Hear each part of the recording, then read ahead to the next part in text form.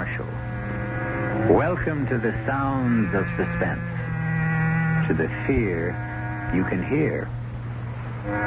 Horror that makes the flesh crawl as with maggots. Terror that turns the brain to jelly. These mark the work of Edgar Allan Poe.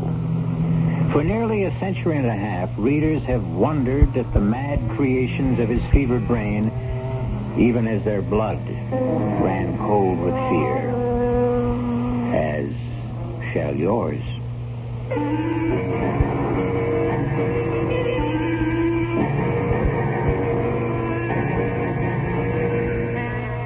Our mystery drama, The Fall of the House of Usher, was especially adapted from the Edgar Allan Poe classic for the Mystery Theater by George Lothar and stars Kevin McCarthy. I'll be back shortly with Act One.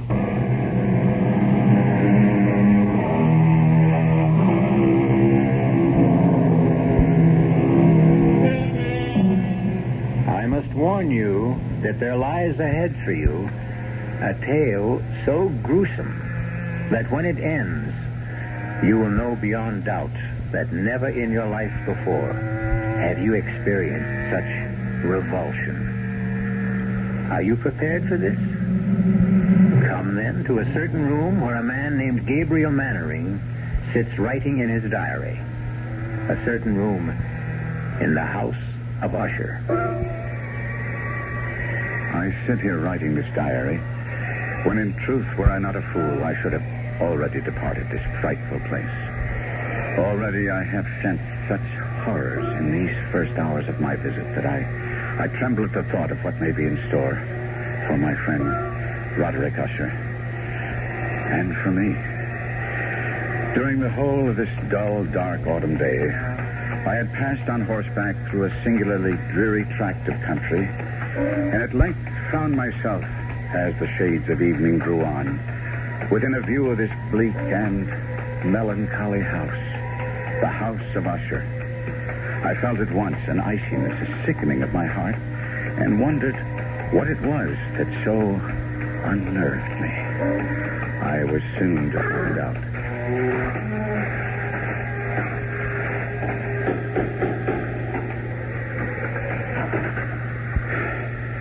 You would be Mr. Mannering, sir? Yes.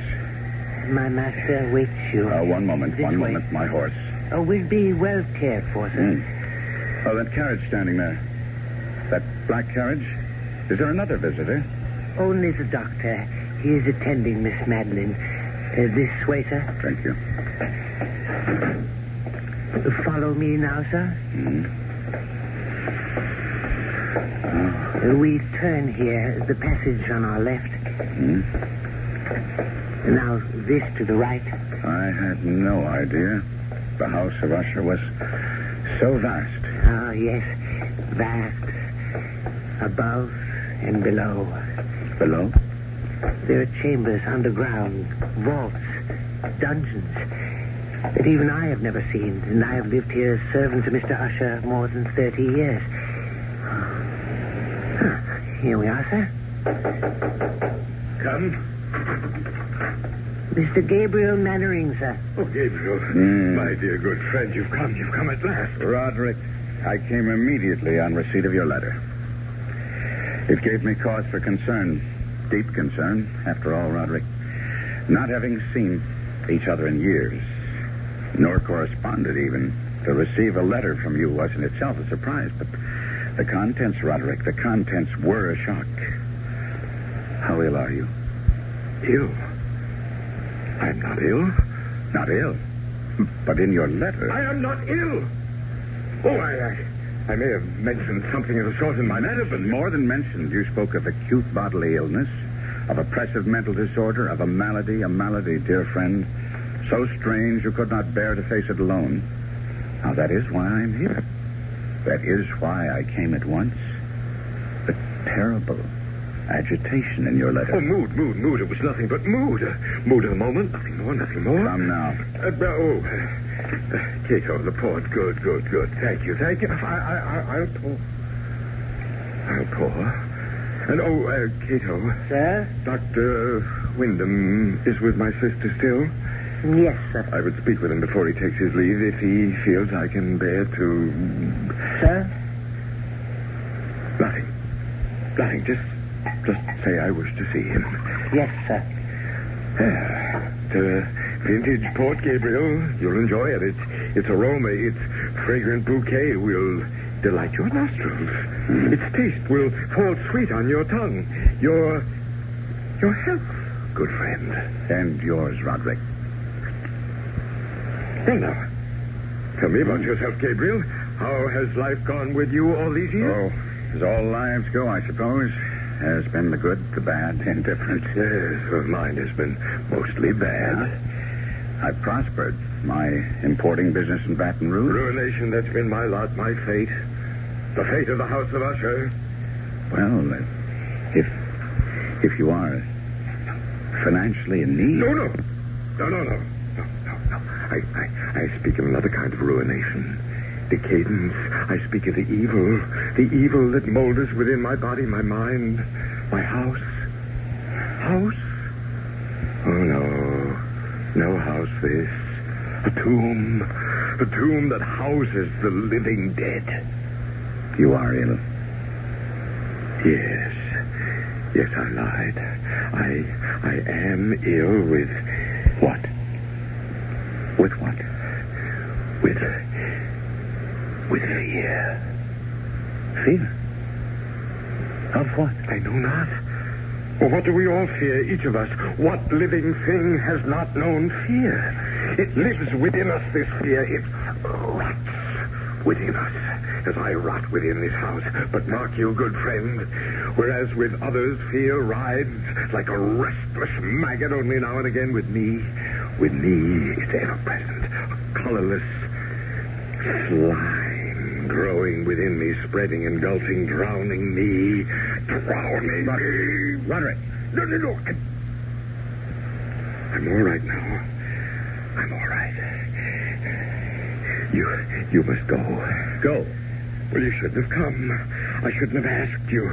You must leave this house of death, this tomb. Stop that. Now stop. I tell you that... Enough. Enough now. Here. Sit down. Compose yourself. Now hear me, Roderick. I came a great distance through the foulest time of the year to be with you, and here I shall stay until you are well again. No, you don't understand. I shall never get well. Of course you will. No. She is dying, you see, and I... Your sister? Is it she who is dying? Yes, Madeline. But it's she who is dying.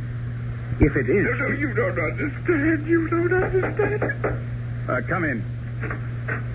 Dr. Wyndham. Come in, Doctor. Thank you, Cato. May I introduce myself, Doctor? Mr. Usher, as you see, is not himself. I'm a friend of his. Gabriel Manning of Baton Rouge. Oh, how do you do? Louis Wyndham. I entreat your pardon, both of you. Now, Roderick. Well, my nerves sometimes. Yes, I know, and I'm sure Mr. Mannering understands. You've been taking the laudanum I prescribed? I used the last only yesterday. Well, I'll see that you get more. Oh, thank you. My sister? There's no change. How long? Before death. I don't know. Your sister's malady baffles me. I don't know what is killing her, nor do I know what keeps her alive, when in truth, she's all but dead. Would it be an impertinence, Doctor, for me to ask you what you mean by that? Well, no, Mr. Mannering. Quite simply, there have been times when Miss Usher, Madeline, has been devoid of all vital signs. By this, I mean I've been unable at these times to detect a pulse, blood pressure, any respiration whatsoever. Yes. And yet, moments later, she's opened her eyes and returned to the world of the living. Strange. Yeah, I've encountered nothing like it in years of practice. It's not too far from the truth to say that she is dead, and yet she lives on. Yes. Like the house itself. Now, Roderick, you mustn't I harp tell on... you, we are like this house. My sister and I. We are this house. The house is us. The house is dead, and yet it stands. Your aberration about this house... It is no aberration. It's the truth. The house of Usher crumbles, yet it will not fall. Madeline is dead, yet she will not die. And as for me, oh, heaven, the horror that awaits me. I'll send the laudanum as soon as possible, Mr. Mannering. There's little else I can do, since I have other patients to attend. Thank heaven it's a moonlit night. I have many miles to travel. Good night. Good night. Roderick. Roderick? Yes? Roderick, I want to help you in every way I can. That's why I'm here. But now, you must do your part to help yourself. What do you mean? Well, I could be wrong, but it seems to me you let yourself go to pieces all too easily. This talk, this wild talk of your sister Madeline being dead and yet alive. Well, now, that's nonsense, you know. No. Yes, well, I'll agree with you with one thing only. In a way, you have become this damnable house. No healthy, sane man could live here for long without beginning to lose his sanity, without serious damage to his nervous system. I've never seen such gloom. Inside as well as out. This very room reeks of dejection, despondency, undusted cobweb furnishings, black drapes covering the window. Here, let me throw them back and at least get some moonlight, if not sunlight, into this place. There. That's... Roderick. What is it? There's a graveyard. I can see it in the moonlight. The family graveyard, yes. Who would be walking in it at night? What do you say? Well, where do you see that? There. Amidst the headstones. Oh. It's Madeline. What is she doing out there? Well, we'd better go and find out. Good Lord. In the doorway. What is it? Madeline! Am I that horrifying to look upon? Dear brother.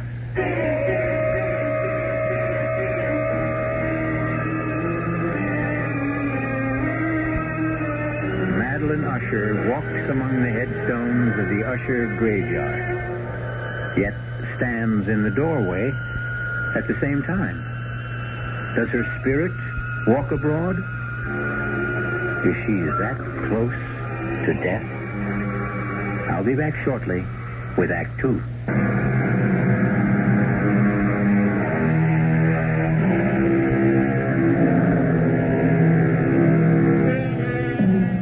Again, I must ask if you wish to go on, and warn that if you do, you will experience a kind of horror for which I can find no words. Even Gabriel Mannering, writing in his diary, found it difficult to express his feelings in that moment of first meeting with Madeline Usher. I seek and cannot find words to recreate the terror of that moment. Not a woman, but a corpse stood before us in the doorway of that awful room. The very woman, or corpse, if you will, that but an instant before Roderick Usher and I had glimpsed in the moonlight graveyard beyond the window. If she is alive, I thought, she should be dead. Fatuously, I said, "You are Madeline Usher?" Yes, How do you do? I'm Gabriel Mannering. I know. Ah, you winced as you took my hand. What? You felt its coldness. No. Yes. You need not dissemble with me. Even now, you find it hard not to stare at the dark patches on my face, the putrescence that lives. Yes, thrives in my dying flesh. Madeline, my dearest sister, you should be lying down, resting. You mustn't waste your energy. I wanted to meet your friend. Someone from the world of life outside this house. This tomb. I wanted to... needed... She's falling. Catch her. Let's put her on the couch, Gabriel. No. Better still, we'll carry her to her room. No pulse. No heartbeat. Is she... Well, heaven help me. It's impossible to say. Can you carry her alone? She weighs nothing. Well, follow me, then. Oh, what evil stalks the house of Usher. Help us, dear Lord. Please help us. Put her down, Gabriel. Gabriel. In what? In that? It's her bed. A coffin. But nevertheless, it is her bed. It's where she rests and sleeps. And haven't you noticed? What she's wearing isn't a nightdress. A shroud. Yes.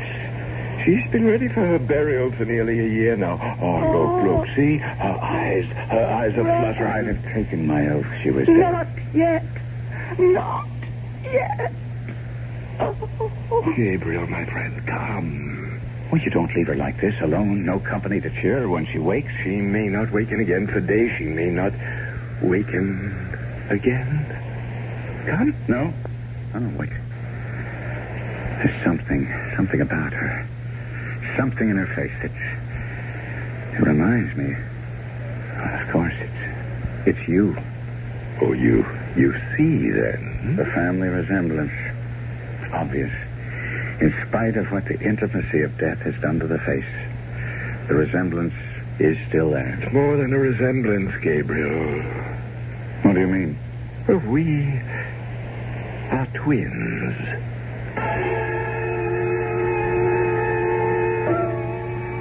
As my friend spoke those words in that chamber of death, a curious change came into his face. It floats before me even now as I write, a complexion gone so suddenly cadaverous. His eyes large, liquid, and luminous beyond comparison. Thin and pallid lips gone thinner, paler. For a moment, he seemed scarce human. I had tried to calm his fevered nerves by telling him it was his sister, not he, who was dying. And he had cried out, You don't understand. You don't understand. And now, in an instant, I did understand, or at least the shadow of what he meant touched me, and I was filled with a dread, a loathing of what was to come that I cannot fully express. Had I known the full truth of what lay before us, my loathing would have increased 100-fold, and I should have fled the house of Usher then and there, certainly. I should not have found myself at breakfast with Usher the following morning. Another helping, Mr. Mannering? No more, Cato. Then I can give you the message. A message from whom? Miss Madeline.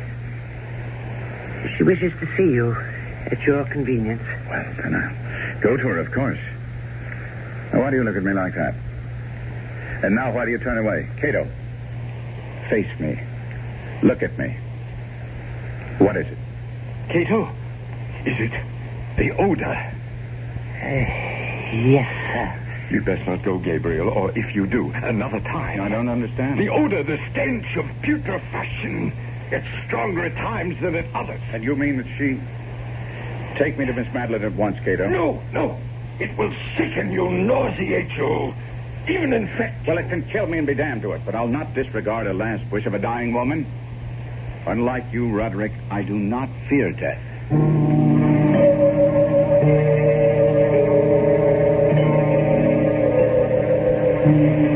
Miss Usher? Madeline? Are you too tired to speak now? No. Would you prefer I came back another time? No.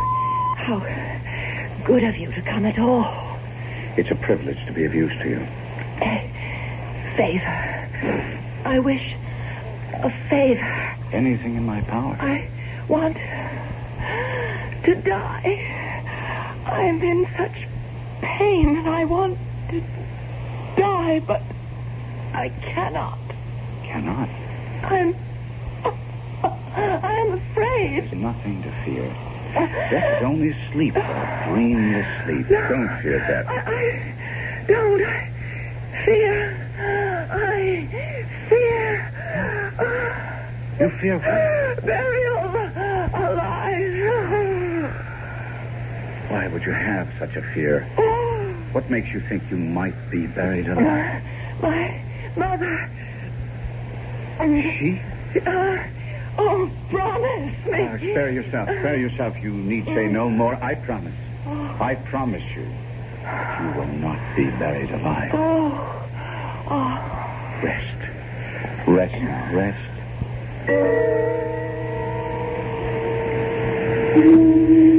That is what you meant, Roderick, is it not? Like her, like your twin, you don't fear death so much as you fear being buried alive. Right, part of it. Yeah. Yes. Only part? Well, I fear... Oh, God, more than I can tell you. I fear what happens in death. Another aberration. As with the house, so with this. You are a man given to aberration. And what of that? You make as little sense as Wyndham. You think because you call a thing an aberration, it'll go away, that it will cure itself if you but name it? Reason.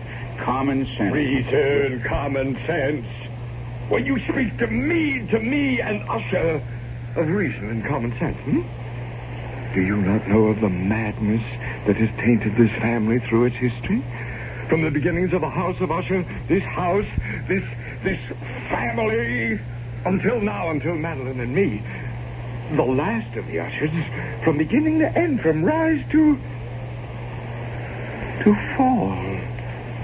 Roderick. Rise to fall. From rise to fall. I had not thought on it before, but that is what it will be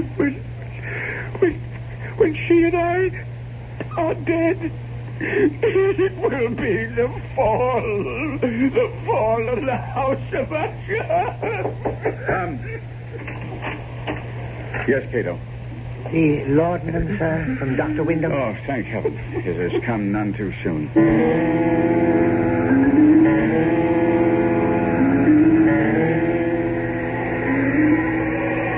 Mr. Mannering, sir.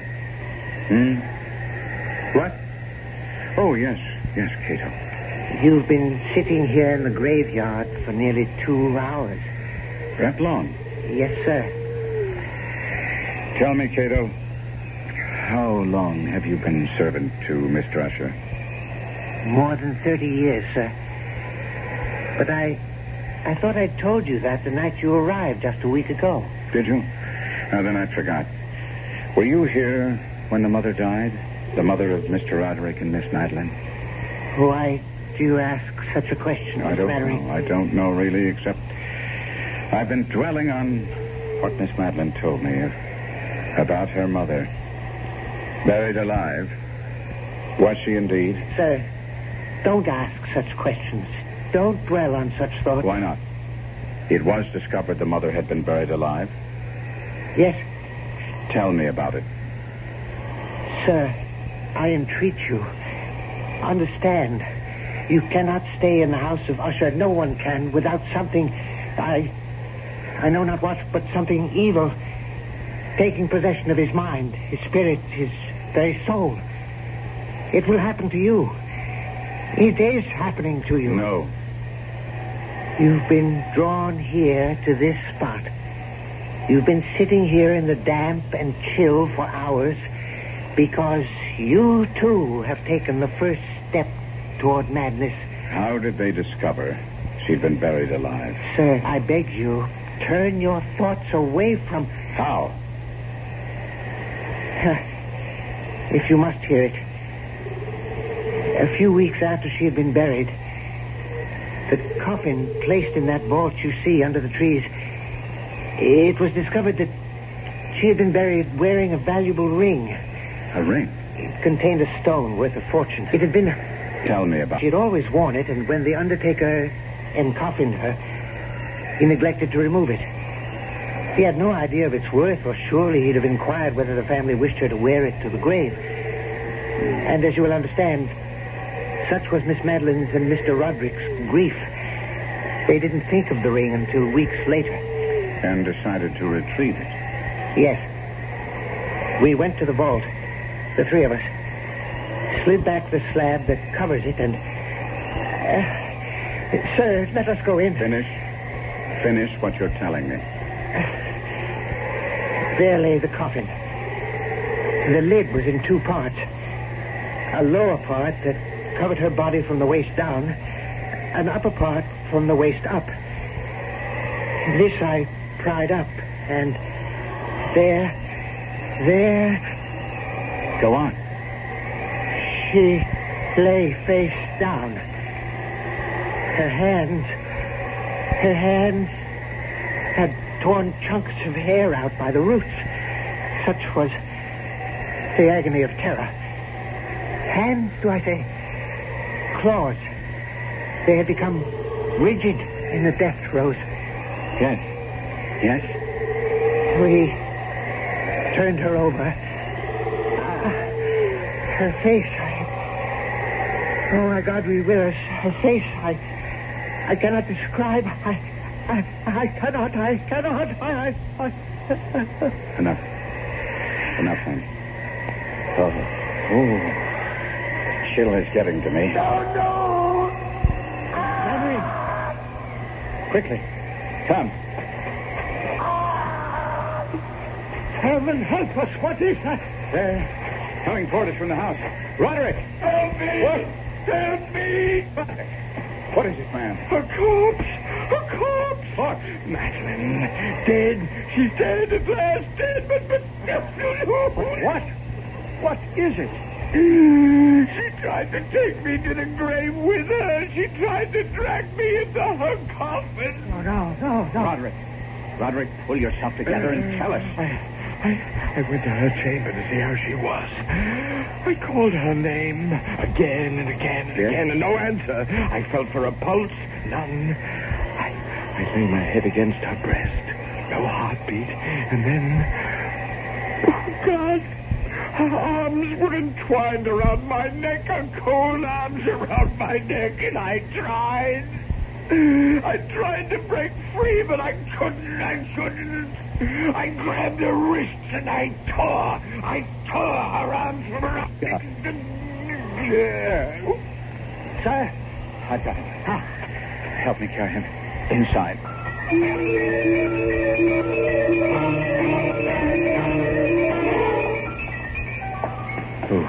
Oh, no. Now be calm, Cato.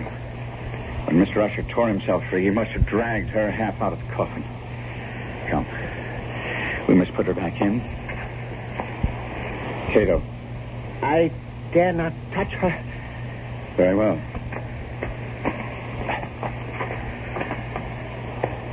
There. Is she at last dead? She seems so. Ride for the doctor. Tell him to come at once.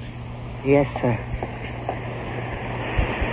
Sir, you mean to stay here? Yes. But I will be gone at least 2 hours.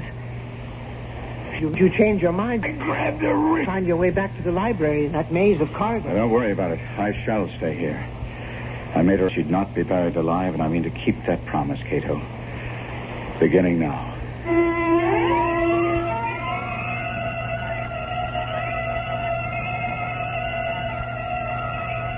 Alone in that chamber of death, within the house of Usher, Gabriel Mannering seats himself beside the coffin of Madeline Usher to keep his vigil and his promise, and wonders if he himself may not be going mad.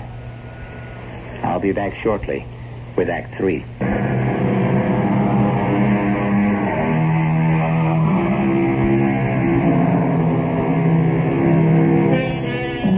Terror so awful as to shatter the human mind haunts the house of Usher, hangs like a shroud in the air, drips on the spirit like the very slime upon the decaying walls. As Gabriel Mannering sits beside the coffin of Madeline Usher, he feels this terror seeping into him. Seeping into me like a rising tide of pollution. Cato said he would be gone 2 hours in fetching Dr. Wyndham, but to me, it seemed like 20 before I heard his returning footsteps. You don't look well. I'm all right. Sir, you deceive yourself. Well, never mind now. I'm seeing Miss Usher. My bag, Cato. Thank you. Heart first. Mm-hmm. Is she? No, there's no heartbeat. None whatever. No pulse. No vital signs at all. She is gone, then? Hey, Mr. Mannering, I've attended her in this strange illness for nearly a year. I've seen her in this state 4 times before. What's to be done? What indeed? Well, I would wait a few days at least, and then I should bury her. No. No? She fears to be buried alive. Yes, I know. Her mother. You attended her? No, another man.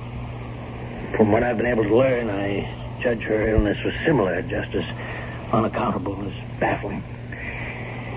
Well, Mr. Mannering, she did indeed fear the same fate her mother suffered, but I think that after, say, 3 or 4 days... I say no.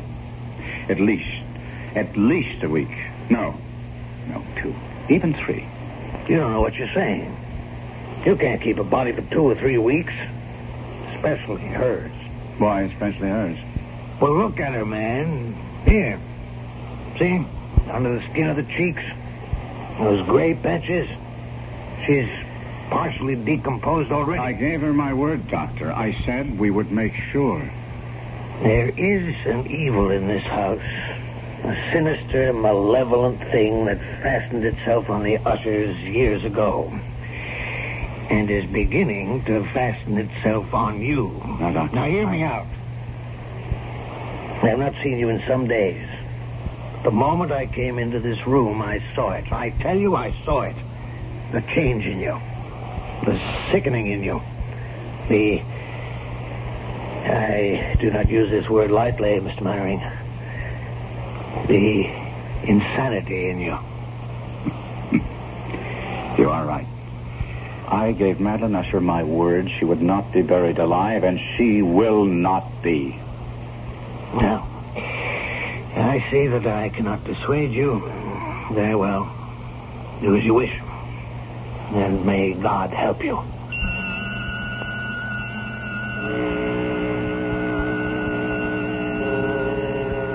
I stayed by her coffin for yet another hour or so, making sure there were no signs of life. Then I returned to the library, led there, of course, by Cato, for I could never have found my own way through that maze of corridors and passages. I found Roderick Usher seated bolt upright in a wing chair, staring at I know not what. Roderick, I must talk to you. Do you hear me? Yes. Now, Roderick, as I told you, I promised your sister to take every precaution against her being buried alive. She is dead. I know it in my heart, my soul. I know it. I believe so, too. But we must be certain. Now, that presents a problem. Roderick, are you listening? Problem? Yes. Decomposition. If she is dead, she will decompose. And after a period of days, well, you could imagine. Days? Days of what? Of visiting her coffin, at least every 12 hours, say, to make sure she's dead. Are you mad? We must keep her body. 1 week, 2. And the question is, where? Where? We'll have to leave the coffin open in case she should regain her senses. On the other hand, if she is indeed dead, well, there are vaults deep down beneath the house. We could put the coffin in one of those. Good. We'll do that then. Yes, we'll do just that.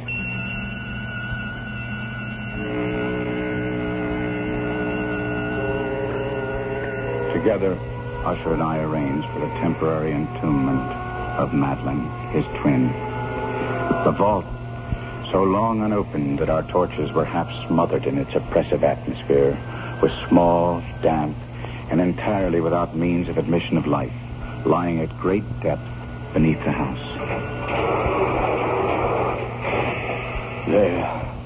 There, Gabriel. It is done. We must come here again. In no more than 12 hours. As you say. As you say. Before he wished only to bury Madeline, or he'd become so compliant, agree so readily with what I said. Only I'd asked myself that question. But I did not, and in consequence faced an unexpected problem. Why do you not believe me? It isn't that I don't believe you, Roderick. I wish to see for myself. There is no need for you to do it. I have done it. You have? I have visited the coffin at least once every 12 hours, sometimes twice. She does not live. Take my word for it. It is my word concerns me. I gave my word to her, not yours. She is dead. I assure you, she's dead. It was about that time the sounds began. Strange knockings, creaking. Perhaps it had begun before, but I had not at first. I would hear some curious sound from below and say to Roderick, "What was that?" What was what? "Listen." "What is that?" Rats, perhaps? Rats? Well, the house is infested with them. I've never heard rats make sound like that, I answered. Time went on, and it seemed to me the sounds grew louder, and I would say to Roderick, "Listen." And he would answer. A door banging in the wind somewhere. And I would say, "There is no wind." He would answer, "Well, then it's something else. Don't bother me." And on that fatal night, as we sat in the library, he was sitting, staring vacantly at nothing, trying to read, but my mind was on that awful chamber of death far below him. Outside, the wind gathering for a storm. It happened. I became aware of distinct, hollow, metallic, yet muffled reverberation. Complete unnerved, I leaped to my feet and looked at Usher. His eyes were fixed before him, and throughout his whole countenance there reigned a stony rigidity. I said, "Roderick, do you not hear it?" Yes, I hear it and have heard it, as you have. Long, many minutes, many hours, many days have I heard. Yet I dared not speak. No, touch me not. I am accursed. For I heard the sounds as did you, but I dared not speak and dared not go. Not go? My God, are you telling me? That not once have I gone down to see. I dared not. We put her living in the tomb. She comes for me. Listen. Now listen and know. We've heard the rending of coffin, the grating and iron hinges of a prison, struggles within the covered archway of the vault. And now, she comes for me. The moment she'll be here. I hear her footsteps on the stair. I hear the horrible beating of her heart. She comes for me, she comes. I tell you, she stands outside the door.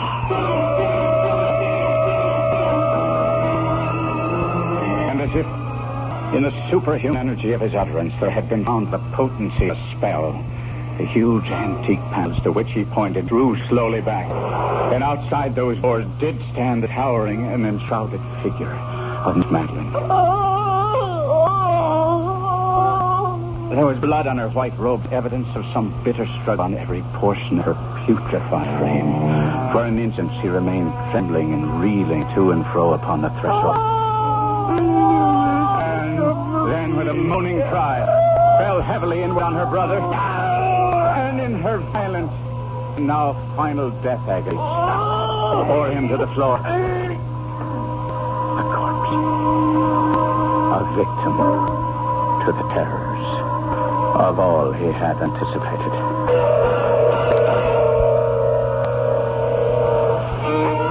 This is E.G. Marshall. I shall return shortly.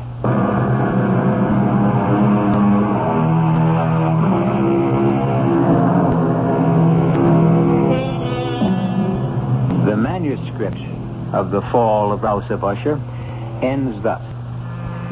I fled from the house, leaving all behind me. As I ran, I heard a sound so horrendous it made me stop and turn.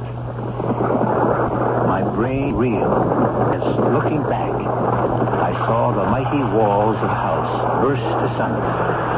And in a few moments, the moon, breaking through scudding clouds, a blood-red moon, revealed the end. The fall of the House of Usher. Our cast included Kevin McCarthy, Arnold Moss, Marion Sotis, and Robert Biden. The entire production was under the direction of Hyman Brown.